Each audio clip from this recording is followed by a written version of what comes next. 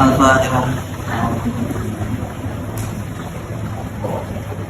Kalamun qadimun la yumallu sama'uhu.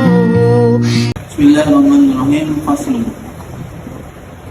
Wa yang bagi lil muallim, dan seyogyanya bagi para pengajar ilmu agama ayatakhallaka bil mahasin, hendaknya mereka menghiasi dirinya, menghiasi akhlaknya dengan akhlak-akhlak yang bagus, yang indah, yang terpuji. Allati warada syar'u biha, yang telah disyariatkan. Wal khalalu al-hamidah, dan sifat yang terpuji. Wasyamil maradiyah, dan tabiat yang diridhoi Allah. Allati arsyadahullahu ilaiha, yang telah Allah tunjukkan untuk bisa bertabiat, untuk bisa berakhlak baik, yang diridhoinya. Di antaranya apa? Minaz zuhadah, di antaranya adalah sifat zuhud fit dunia, terhadap dunia. Apa itu zuhud? Zuhud itu tidak cinta dunia. Zuhud bukan berarti tidak mau dunia, tidak ingin dunia. Zuhud bukan berarti tidak ingin memiliki dunia, atau dia bahkan benci dunia. Maksudnya zuhud di sini adalah tidak mencintai dunia.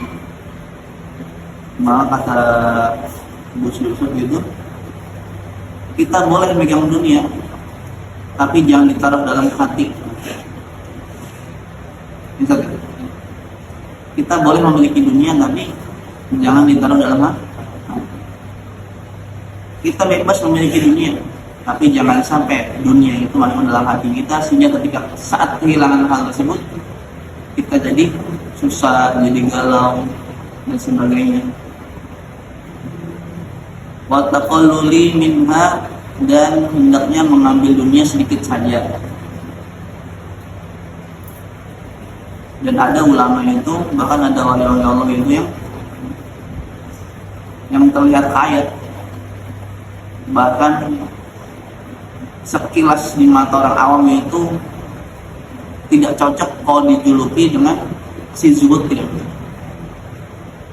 Ada ulama-ulama itu kehidupannya mewah, megah, sehingga kalau dipandang pakai kacamata orang awam pasti memvonis ulama tadi, dasar ulama, katanya ulama, kata orang alim, tapi nggak zuhud. Jangan gitu. Ada loh nabi yang kaya jadi raja pun ada. Nabi jawab, itu apakah dunia itu masuk ke dalam hati beliau? Nanti beliau tetap saja jadi orang paling takwa di zamannya, yaitu Nabiullah Sulaiman. Jadi menilai zuhud itu juga tidak bisa dinilai dari segi penampilan. Ada orang yang pakaian bagus, kendaraannya mewah, tapi hatinya sama sekali tidak ada rasa cinta terhadap itu semua. Itu ya apa? Seumpama pakaian yang bagus tadi dia sedekahkan, dia ikhlas begitu saja. Seumpama kendaraan yang begitu mewah dia infakkan begitu saja, dia ikhlas dengan seikhlas-ikhlasnya. Tapi ada orang yang pakaian sederhana, bahkan bisa dibilang lusuh, itu saja nggak pernah diganti. Orang melihat, Masya Allah, ini zuhud sekali. Tapi jangan sangka, ternyata dalam hatinya, di balik kesederhanaannya, ada rasa cinta dunia yang begitu mendalam. Karena hanya nasibnya aja yang kurang beruntung.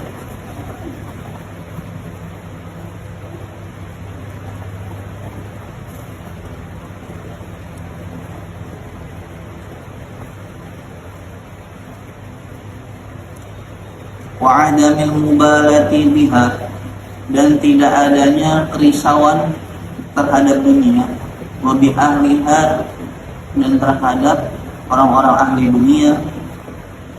Hendaknya para pengajar ilmu agama di antara sikapnya adalah tidak begitu merisaukan perkara dunia.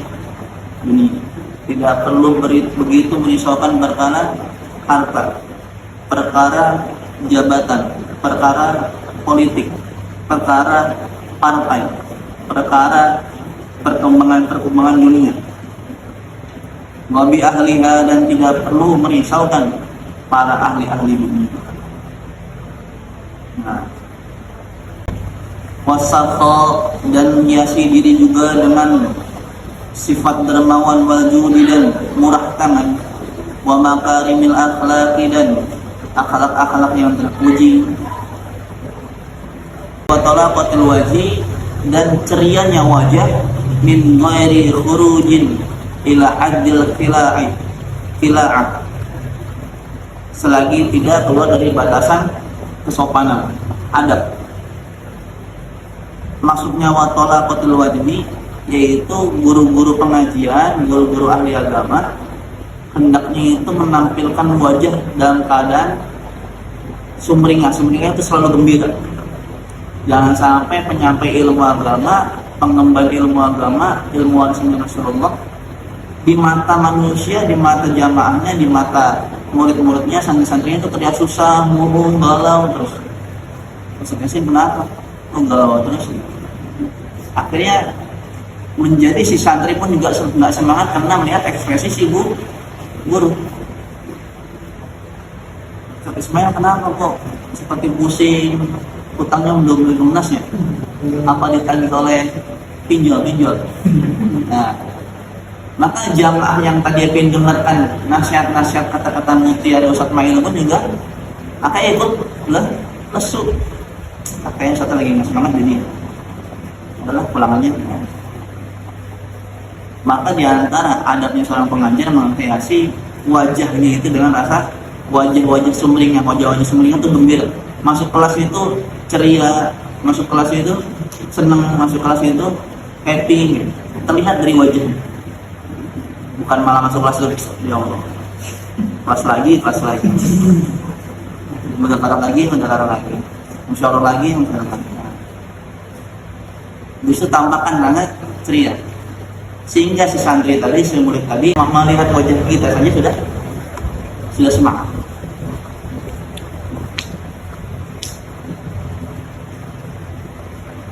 Wal hilmi, dan bijaksana, wa sabri, dan kesabaran, wa tanazzuhi an daniil iktisab, dan membersihkan atau rela atau tidak berat hati terhadap rendahnya penghasilan.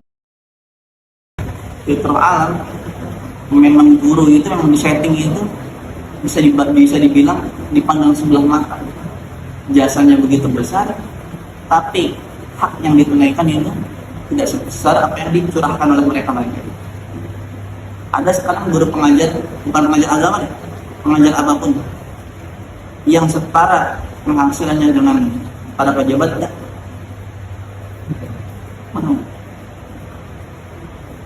Pejabat itu loh, tidak akan saja pejabat tanpa Pak Presiden, tidak akan saja presiden tanpa ada yang guru. Nah, itu sudah fitrah sepertinya. Memang guru itu sepertinya seakan-akan di pandang sebelah mata, tapi itu sudah fitrah. Wa mulazamatil wara, dan senantiasa bersikap wara. Wara itu apa? Hah?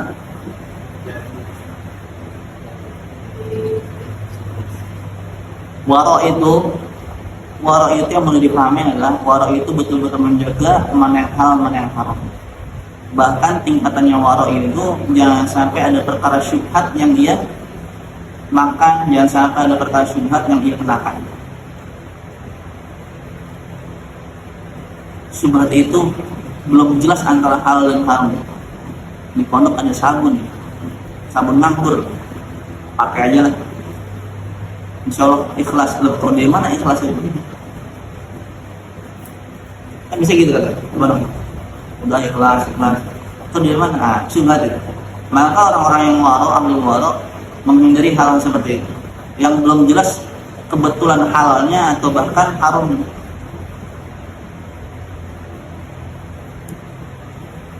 wa mulazamatil wara, dan hendaknya dihiasi dengan sikap wara, wal khusyuk dan khusyuk, wasakinah dan ketenangan.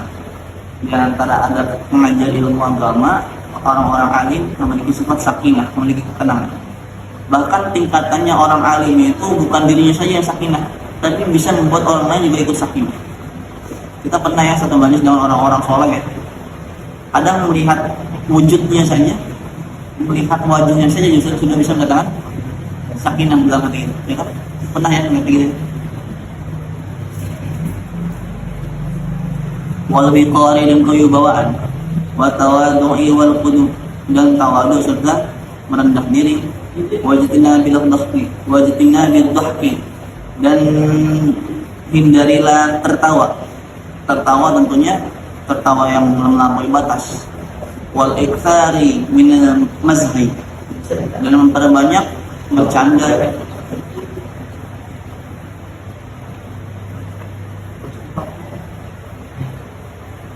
Tertawa yang terbak-bak itu juga tidak bagus. Bahkan ada yang mengatakan tertawa mengeraskan hati. Banyak tertawa mengeraskan hati. Wa mulazamatil wadhaif asy-syar'iyyati, dan senantiasa suka membersihkan perkara-perkara yang memang disyariatkan. At-tanzifi, seperti membersihkan, bizalatil awsafi, seperti membersihkan perkara-perkara yang kotor, menghilangkan perkara-perkara yang kotor. Kayak kucing diambil, disiramin, biar hilang, bagus. Ya.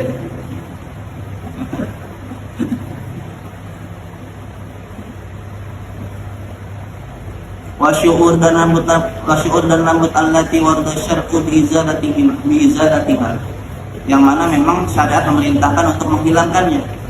Posisi ini seperti menjemur kumis, wa taqlimil adfar, seperti memotong kayu, memotong kuku, wa kasrihil lihya, dan membiarkan janggut, memanjangkan janggut, wa izalatir ihil karihah, dan menghilangkan bau-bau yang tidak sedap dalam badan.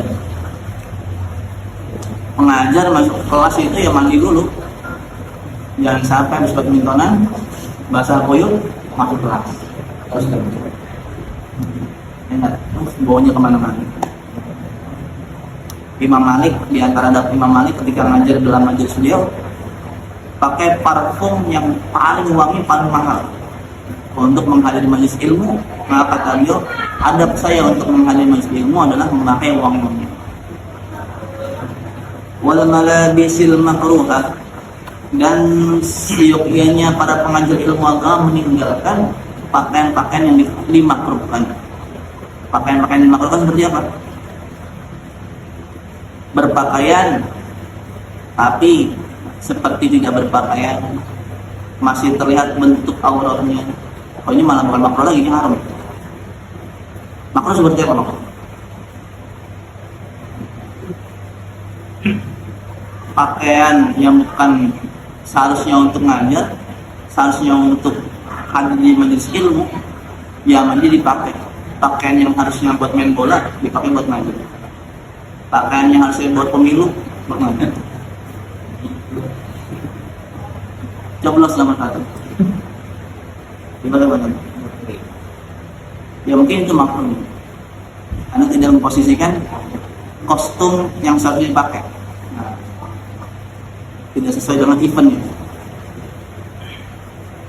Wa yahdar kullal hadri, dan hendaknya hati-hati dengan penuh kehati-hatian, minal hasadi wariyai wal ujubi.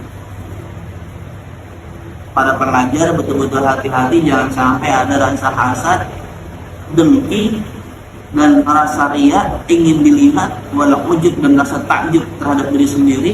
Wah, saya nih. Wahtiqari ghairihi, dengan rasa merendahkan, meremehkan temannya. Wa in kana dunahu, memang meskipun si temannya tadi memang posisinya berada di bawahnya dia.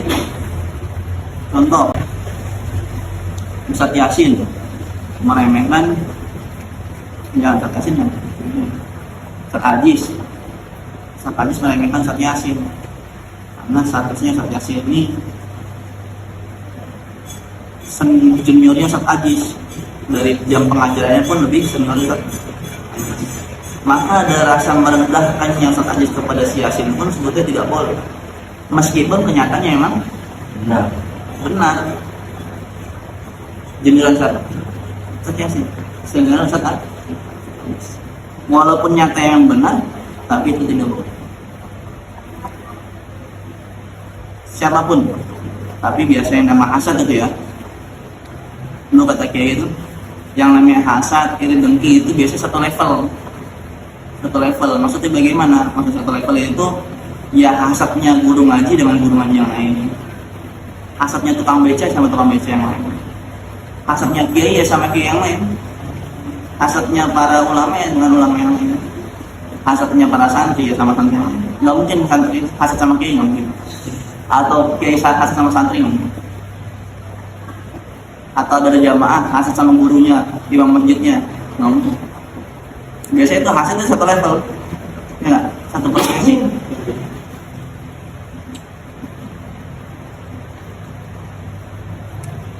Boleh. Hati-hati dari sifat hasad. Nah, penyakit hati itu perlu dihilangkan dengan cara bersihkan kamar mandi pondok. Hilang nanti. Insyaallah.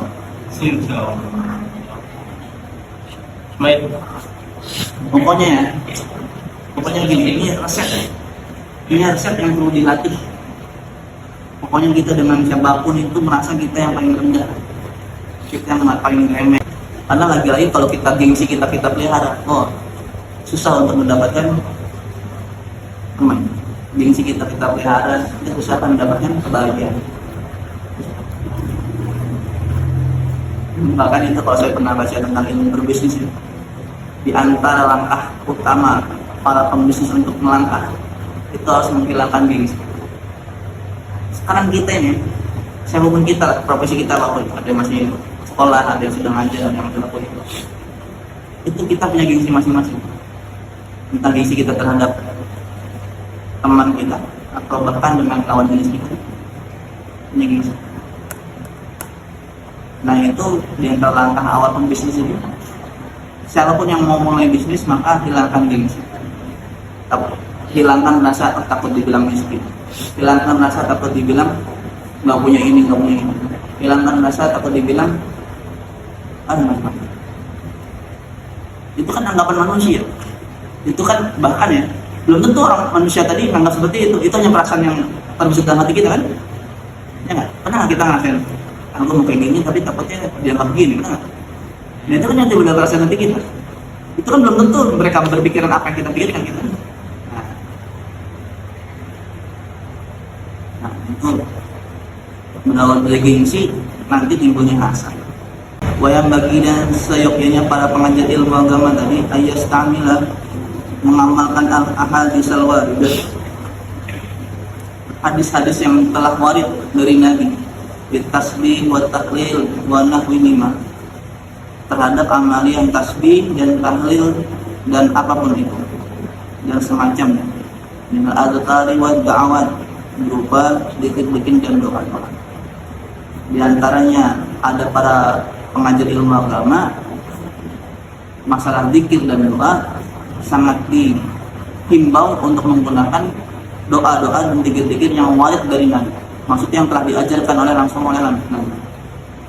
Wa ayyaraqaba Allah Ta'ala fi sirrihi wa alaniyatihi, dan seyogyanya juga senantiasa taqarrub kepada Allah, senantiasa diawasi Allah, senantiasa mendekatkan diri kepada Allah dalam keadaan sendiri maupun dalam keadaan ramai, senantiasa merasa diawasi oleh Allah. Al-hafidhu ala dzalik, yang senantiasa menjaga perasaan hal tersebut, merasa diawasi oleh Allah.